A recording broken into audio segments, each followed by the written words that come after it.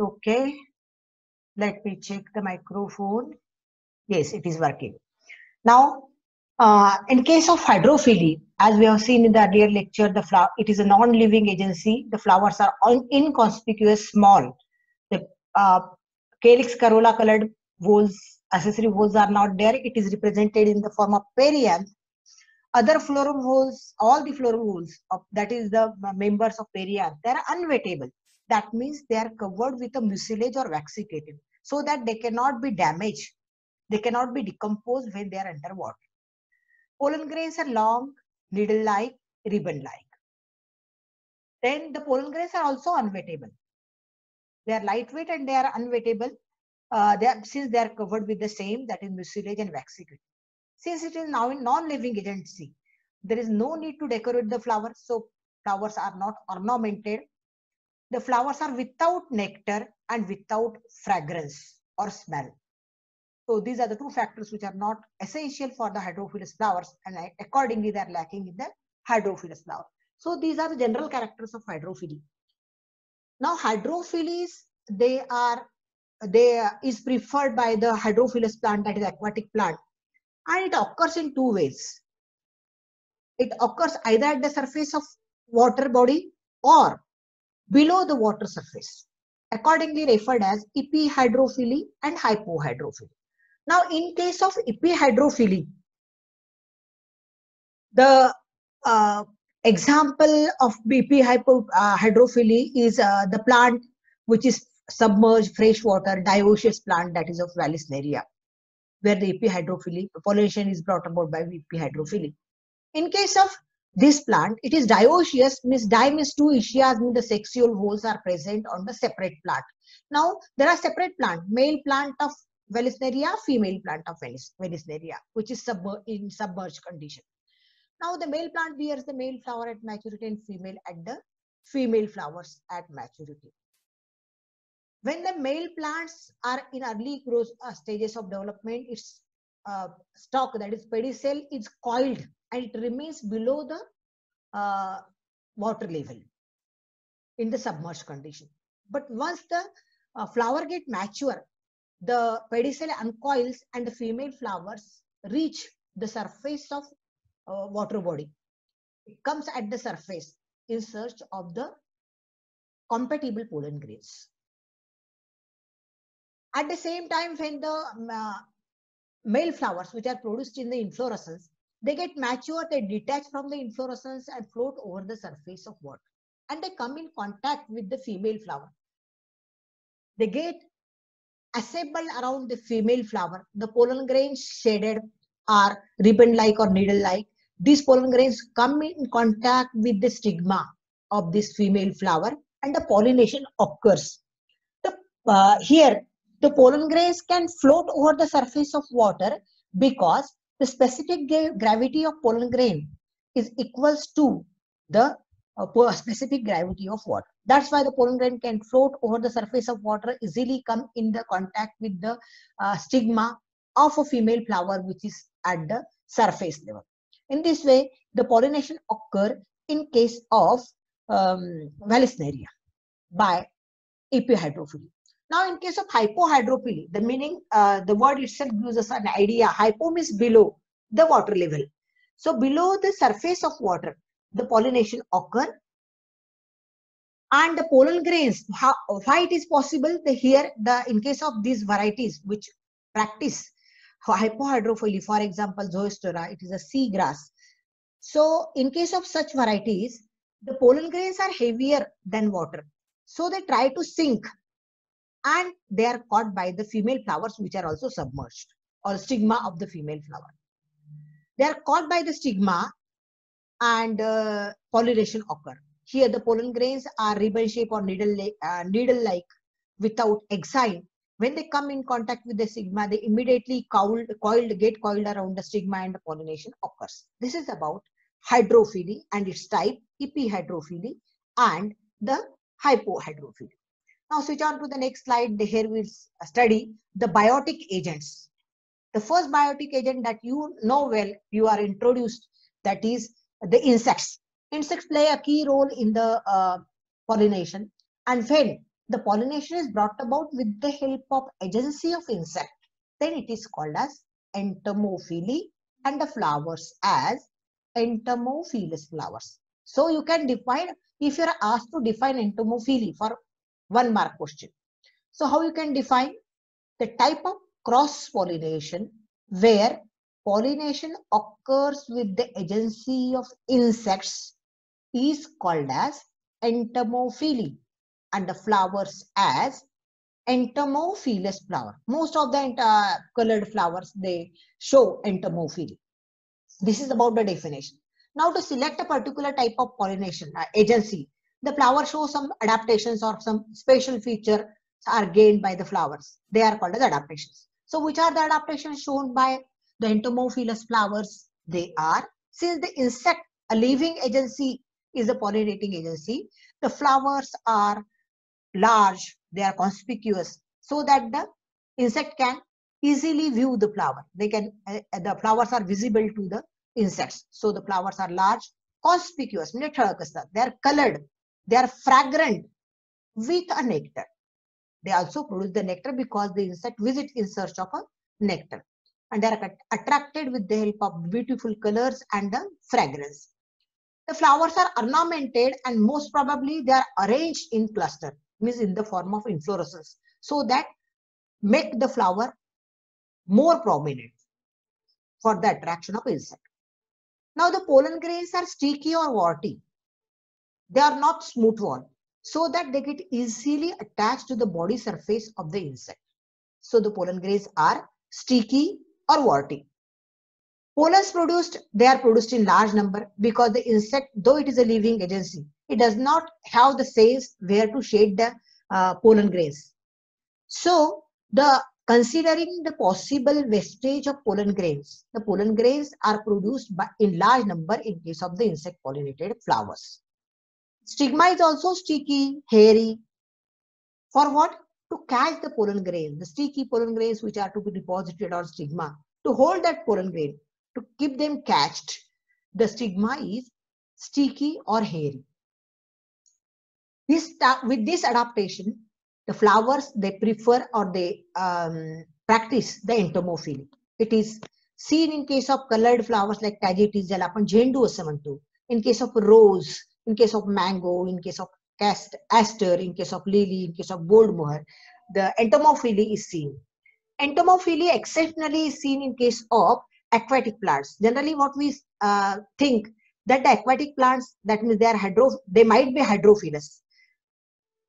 They are in contact with the water, so water should be the pollinating agent to pollinate the flowers. But in case of some of the plants, very popular example that you know, ki kama aur bhungi astat. So the lotus is a flower which is not pollinated by the agency of water. It is pollinated by the agency of insects. So lotus, water hyacinth, water lily, the flowers appear just like the lotus water in case of water lily. These are also the hydrophilous plants, aquatic plants. Sorry, these are the aquatic plants which are entomophilous instead of being hydrophilous. They are entomophilous, and the pollination is brought about by the agency of insect. Now, in case of some of the plants which are entomophilous, special mechanisms are developed, like lever mechanism, or the mechanism is also called as turnpike mechanism. Here the photo is of lever mechanism of salvia. This is a salvia flower and the insect. So it is for entomophily, especially in case of insects. Now, how in salvia lever mechanism is used for successful entomophily? Now we'll see in the next slide. Now, in case of salvia, the mechanism, special mechanism which is practiced by the honeybees, that is lever mechanism, also called as turnpike mechanism. Here, the flowers of salvia, as you can see in the diagram, they are with bilobed corolla.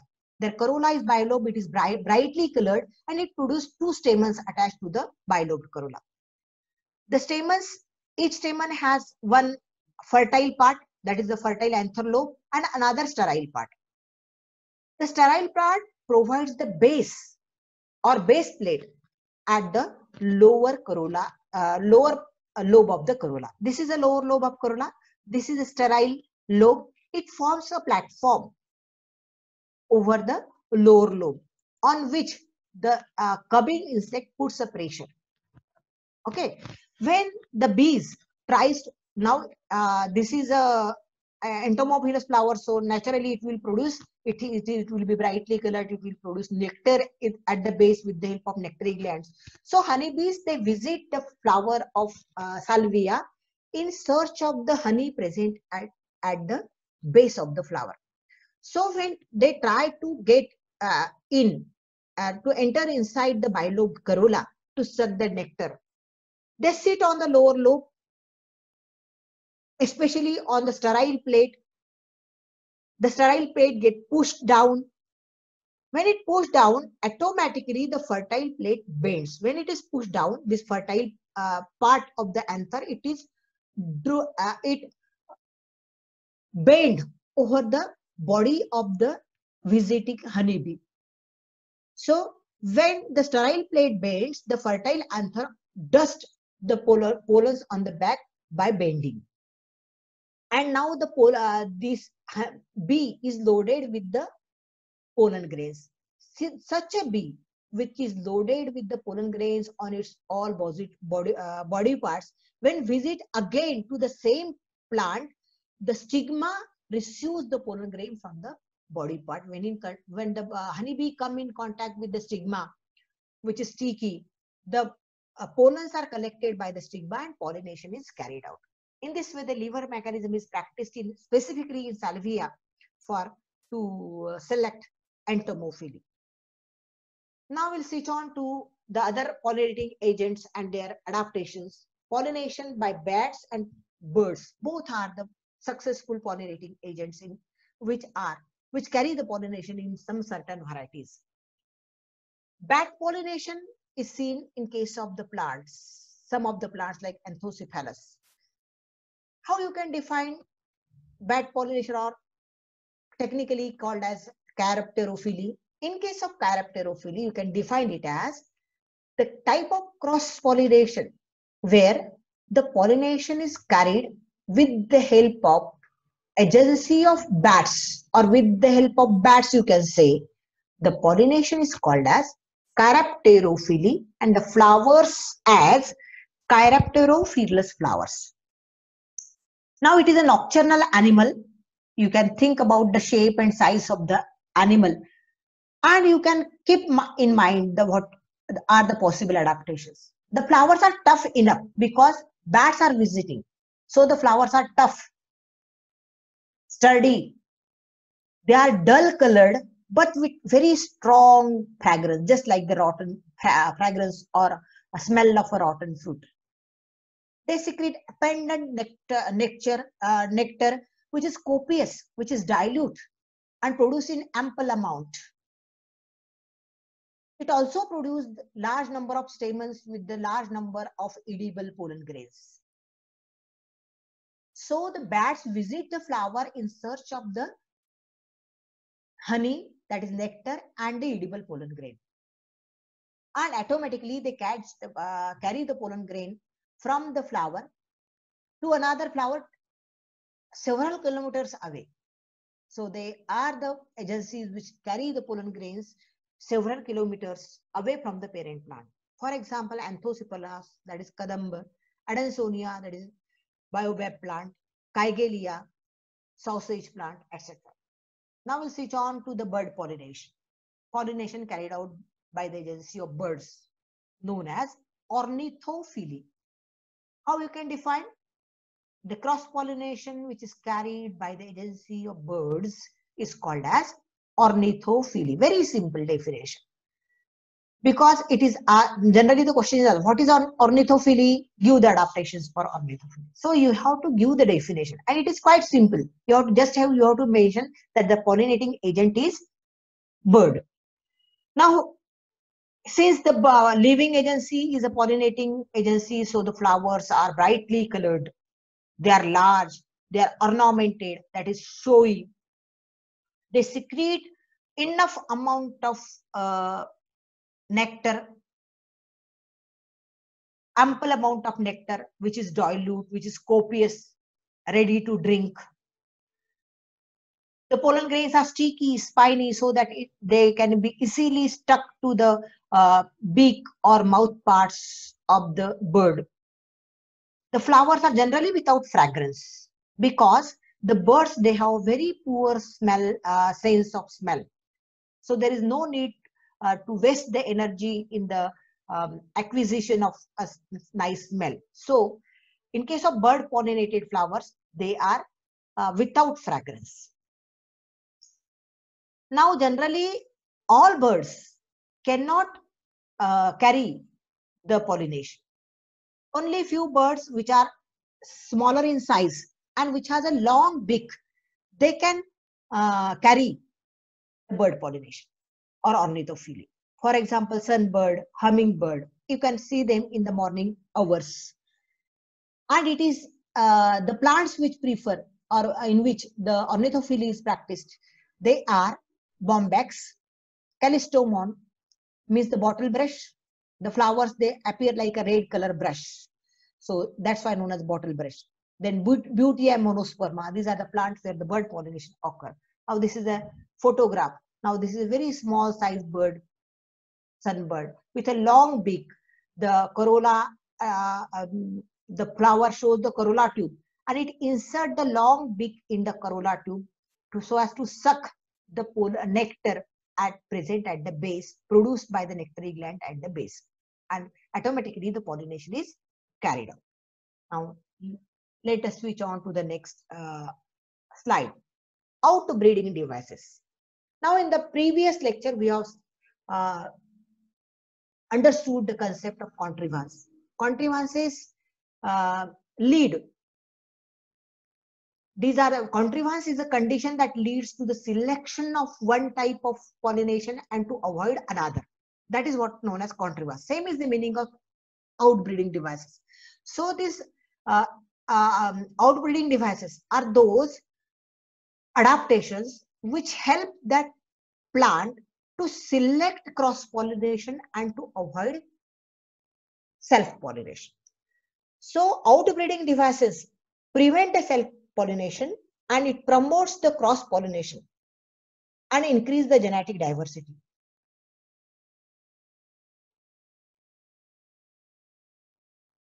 These outbreeding devices help for genetic diversity, which is essential factor for evolution by natural selection. And therefore, outbreeding devices which results in selection of cross-pollination plays a key role in developing the biodiversity or genetic diversity. The examples of outbreeding devices shown by the different varieties are cited here or shown here in the slide. Dichogamy, potency, unisexuality, hercogamy, self-sterility, and heterostype. Now, we have studied under contrivance in the earlier lecture homogamy. This is just the opposite term to homogamy. Homo means similar, gamy means the gametes, the androecium and gynoecium would they mature at the same time. We called it as homogamy. It is just the opposite condition. Di means two different time at the two different time duration. Both the voles they mature. That is called as dichogamy.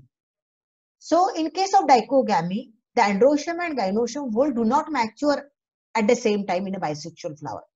The maturity period of stem and carpel is different. It is called as dichogamy. The condition is called as dichogamy. Now there are two possibilities. Either the androecium whole get mature first and then gynoecium whole, or the gynoecium or the stigma get mature first and then androecium or the anther. So accordingly, the dichogamy or dichogamy is of two types. One is protandry and another is protogyny. In protos means first, andry means the androecium. Androecium mature first, so protoandry. Protogyny, gynoecium mature first. Protos means first, gyne means gynoecium. Gynoecium or the stigma mature first. So it is protogyny. So meanings are hidden in the terms. You should understand just the meaning of protos. Okay. Now in protandry, the pollen grain mature first and they get released. before the stigma of the same flower is receptive. So when the pollen grains get mature, they get shade, the stigma of that bisexual flower is non-receptive. It is not mature. So naturally the self-pollination cannot be is not possible. And the mature pollen has to search any other mature stigma from other flower, and cross-pollination becomes a way. It is compulsorily the flower has to undergo cross-pollination or to select cross-pollination, and automatically self-pollination is avoided. It is seen in case of sunflower. Actually, sunflower is a inflorescence. It has disc florets and ray florets. Ray florets are colored, and disc florets are in the needle. In the middle, they are colorless. Now, in case of disc florets, especially the protein tree is seen. Bisexual florets, disc florets. So, in the disc florets of sunflower, protein tree is seen. Protogyny, the gynoecium or the stigma get mature or receptive first. When the pollen grains of the same flower, they are immature, the anther does not dehisce and they are not liberated. So since the anthers are, the pollens of the same flower are not liberated, they are immature, the mature stigma has to search for the mature pollen grain from any other plant. So cross-pollination becomes a way and self-pollination is avoided. The condition is called as protogyny. For example, Michaelia champaka, that is Safa. Then prepotency. In prepotency, the pollen grains of the anther, they germinate rapidly.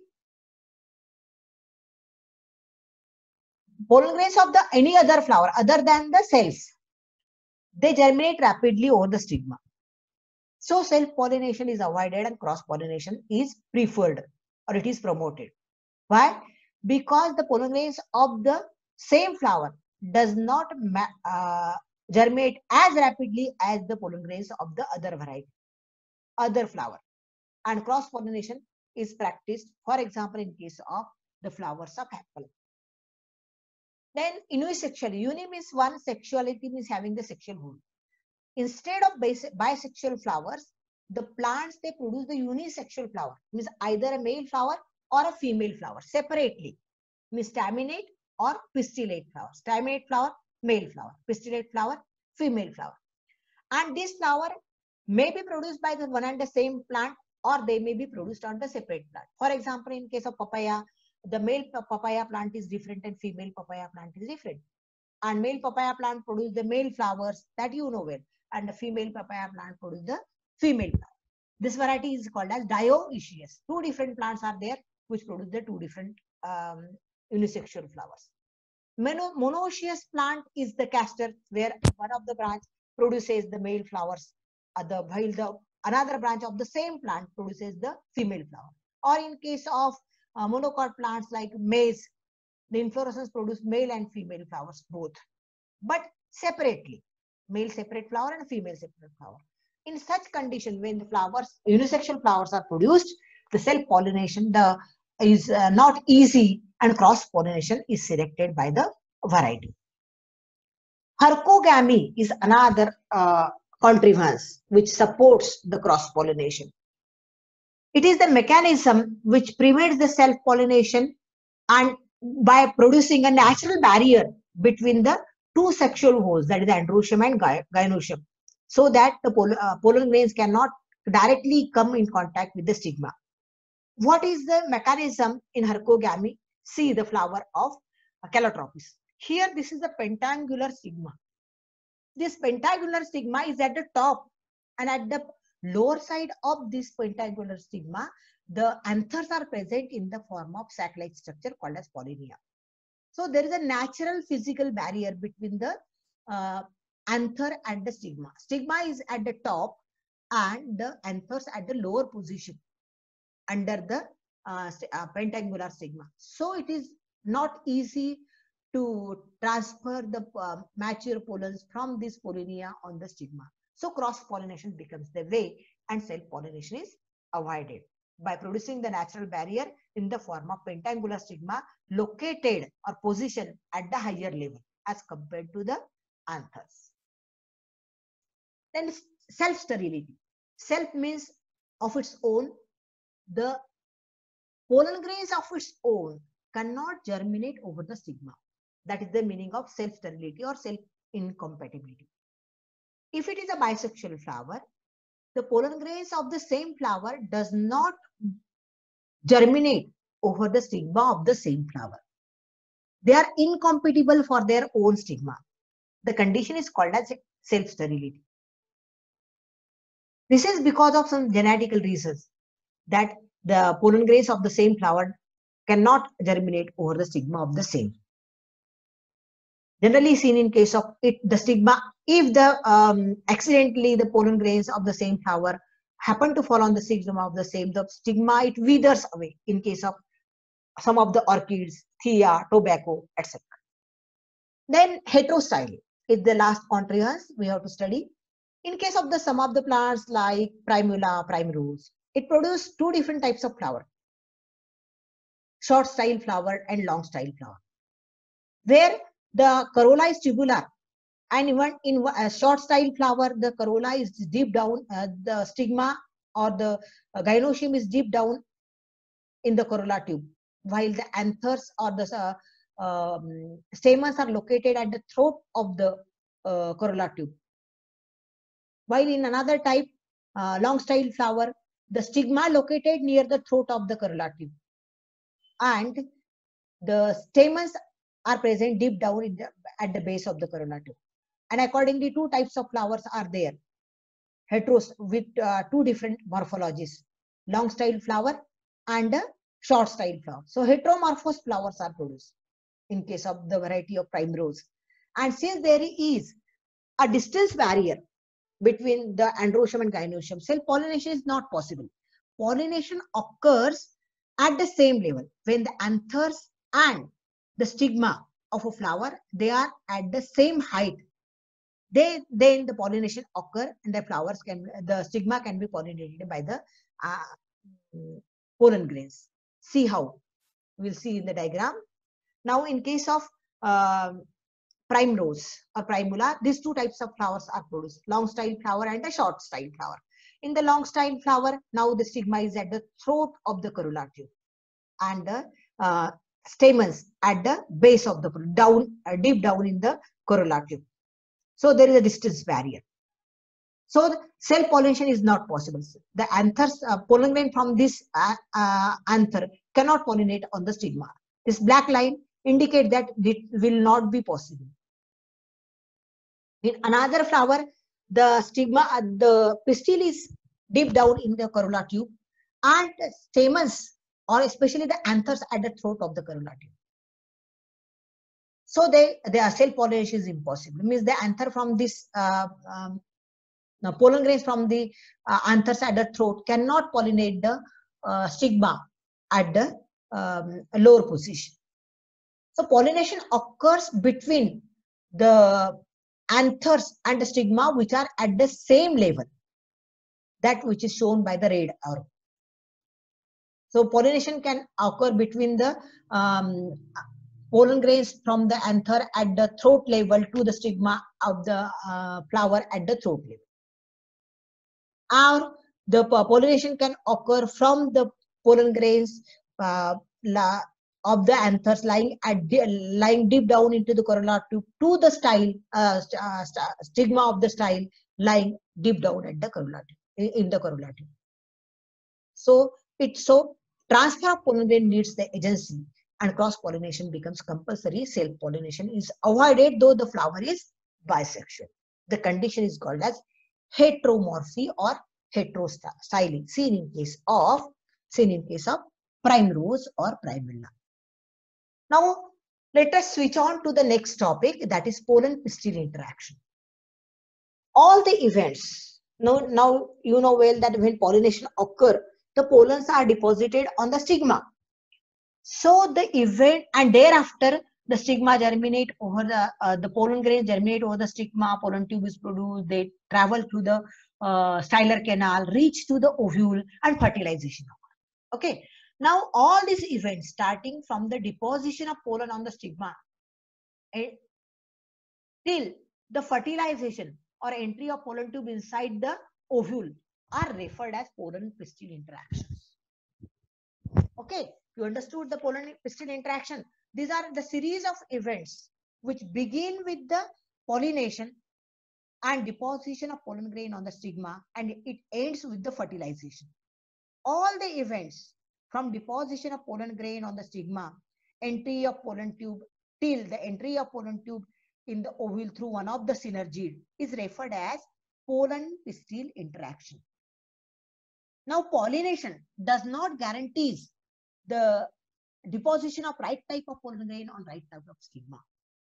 Whether the pollen deposited on the stigma is right or wrong, it is recognized by the stigma itself. How? With the help of some certain special types of proteins present in the pollens, and stigma has only the capacity to recognize the right type of pollen grain. So pollen pistil interaction involves the recognition of the right type of pollen grain, and accordingly the stigma decides whether the further germination is to be promoted or inhibited on its surface, because the cross pollination never guarantees the transfer of right type of or compatible type of pollen grain on the stigma. It is the pistil which rightly recognizes the pollen and allows only the right type of pollen grain to germinate over its surface, over the stigma.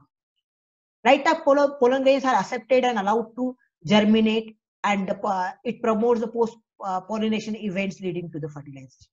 But if the wrong type of pollen grain is deposited, the pistil reject the pollen grain and also prevent the further germination.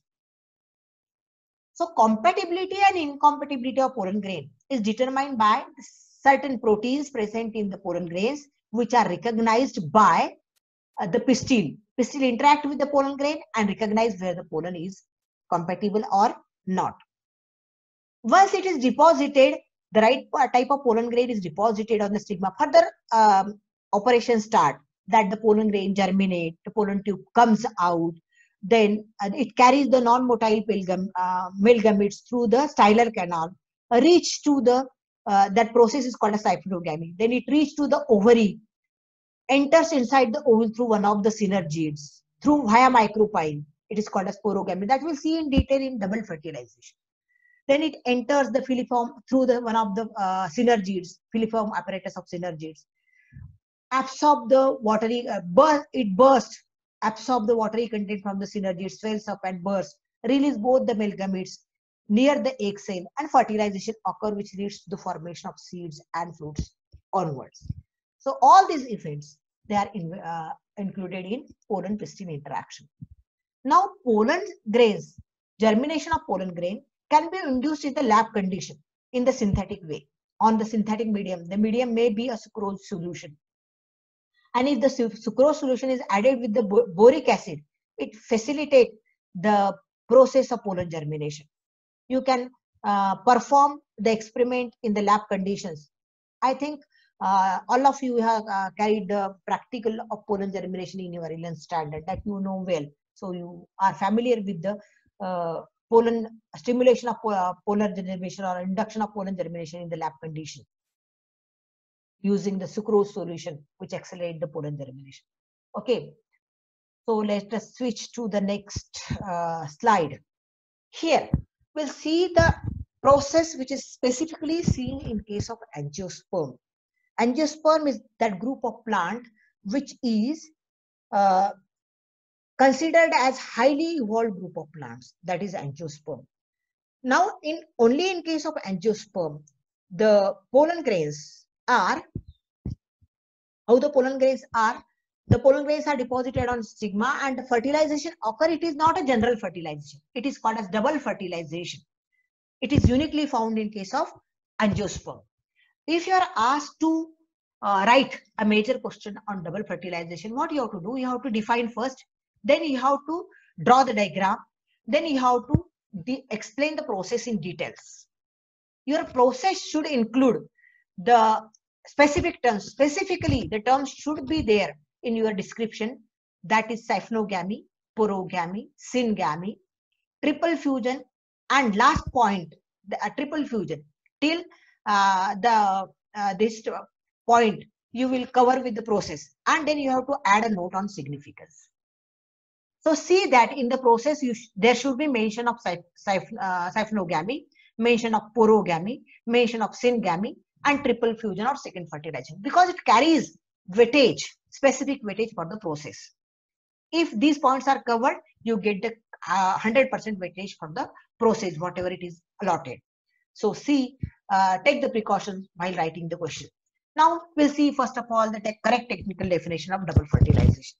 Now double fertilization is a process where in case of double fertilization, the fertilization occurs twice within the same embryo sac. It is the process where out of the two male gametes produced, one male gamete fuses with the egg and another male gamete fuses with the secondary nucleus so as to form zygote and pen respectively. The process is called as double fertilization. Out of two male gamete, one male gamete fuses with the female gamete to form zygote, and other male gamete fuses with the secondary nucleus. Here this is the secondary nucleus to form the pen, primary endosperm nucleus, capital P, capital E, capital N. That is called as second fertilization, and the process is called as double fertilization. So technically you can define double fertilization as the process of fertilization where out of two male gamete, one fuses with the egg to form zygote, while the second male gamete fuses with the secondary nucleus to form primary endosperm nucleus, that is pen. The process is called as double fertilization. It occurs within the embryo sac. Now, during the fertilization, when you describe the process, you have to tell what are the events occur after the pollination. The pollens happen to fall on the stigma where it germinates, pollen tube comes out. It carries the non-motile male gametes up to the female gamete. So it runs through the styler canal. It passes through the style, and this passage of non-motile male gamete along with the pollen tube through the style, it is called as symphanomogamy. I told you should mention symphanomogamy. So here in initial stage, you have to mention this term, that the pollen tube with two non-motile male gametes reach to the ovule through the style. It passes through the style. This journey of pollen tube along with non-motile male gametes through the stylar canal is called as symphanomogamy. त्याला आपण symphanomogamy असं म्हणतो. When the pollen tube reach the ovary, it try to enter inside the ovule. Generally, it enters through the micropyle. When it enters through the micropyle, it is called as porogamy. Where it may enter through the chalaza, it may enter through the integument. Accordingly, they are referred as chalazogamy and mesogamy. You can see the same in the this diagram. This is porogamy when the pollen tube enters through the micropyle. This is chalazogamy when the pollen tube enters through the chalaza, that is the base of the ovule. And this is the mesogamy where the pollen tube enters through the integument. So the pollen tube, once it reaches to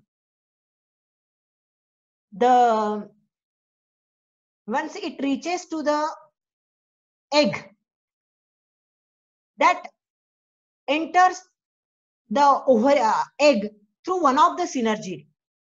Sometimes it enters through the micropyle. The process is called as porogamy. It is a popular method. So how we can mention porogamy? That the pollen tube enters inside the ovule through micropyle, and the entry of pollen tube through micropyle is called as porogamy. Then the pollen tube may enter through the chalaza or integument, accordingly called as chalazogamy and mesogamy respectively. Now, when it enters the when the pollen tube enters inside the ovary, it breaks the nucellus and enters the ovule body, breaking one of the synergid. Synergid attract the pollen tube towards itself so that the egg remain protected. So the filiform apparatus of the synergid attract the pollen tube towards itself, and the pollen tube enters, absorbs water from the synergids, gets swell, and it bursts near the egg. It bursts near the egg, releasing both the male gametes. And now, out of the two male gametes released near the egg, one fuses with the egg, that is female gamete, and form the zygote. This is called as syngamy or first fertilization. While the another male gamete, it fuses with the secondary nucleus and forms the PEN, that is primary endosperm nucleus, and this process is called as triple fusion or second fertilization. Now, why first fertilization is called as syngamy? Because syn means fuse. The gametes they fuse, therefore called as syngamy. Male gamete fuses with the female gamete, that is egg. Therefore, the first fertilization is called as syngamy. Why the second fertilization is called as triple fusion? Because the secondary nucleus itself is a fusion of two polar nuclei. So already two polar nuclei are there in the secondary nucleus. And the third nucleus which is fusing is of male gamete. So nucleus of male gamete and secondary nucleus is already the fusion of two polar nuclei. So in all three nuclei they are fusing, one of male gamete and two from the secondary nucleus. So it is called as triple fusion. So second fertilization is called as triple fusion, which results in the formation of primary endosperm nucleus and which further forms the endosperm of seed. And thus we finish with the process. Now see how the pollen tube enters. And last one is the significance of, here we finish with the process. Now we have to see the significance, you have to add the note on significance of fertilization. What is the significance? That it is uniquely found in case of angiosperm. It is a characteristic feature of angiosperm, not seen in case of other group of plants like gymnosperm, bryophytes, etc. In case of this type, both the male gametes are used, and therefore it avoids the polyembryony. That is one more significance. One male gamete is used during syngamy, another used during the second fertilization or triple fusion. Now the next two significances, 2-3 significances are related with the product of fertilization. The first fertilization, what is the product of first fertilization? It is zygote.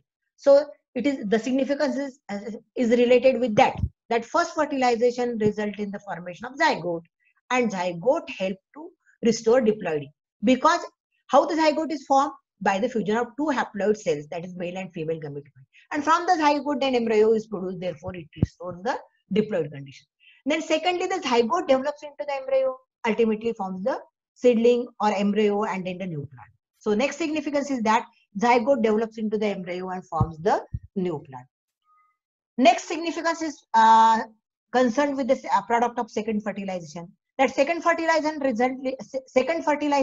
results in the formation of PEN, that is primary endosperm nucleus, and it results in the formation of secondary nucleus. It results in the formation of endosperm of seed, which is triploid in nature because it is produced by the triple fusion. It has 3 sets of chromosomes, one of male gamete, one of one polar nucleus, another of another polar nucleus.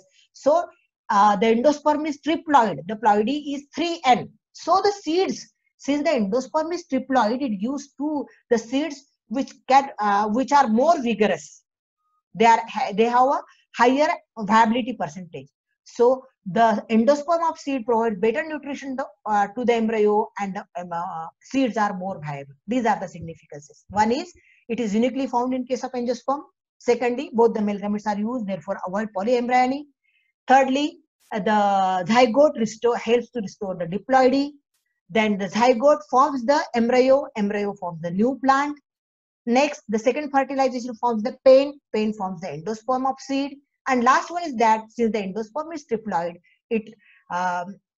the seeds are more viable, they are more vigorous, and because they get better nutrition from the triploid endosperm. So this is about the significance. You can explain the procedure using this diagram also. Here you can show the polar nuclei, you can show the pollen tube, and the double fertilization can be better explained using this diagram instead of that one also. So here we will finish with the double fertilization. and I think that it is clicking. Time is clicking out, so we'll stop over here and see remaining topics we'll see in the next lecture. So thank you very much.